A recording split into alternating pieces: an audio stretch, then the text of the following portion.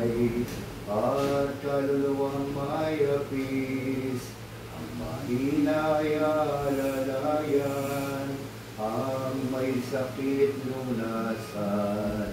mahina Espiritu Santo, kinakailangan kita, sigla at lakas ng mahina, pag-asa ka namin lahat. Panginoon Diyos, amang banal, makapangyarihan sa lahat,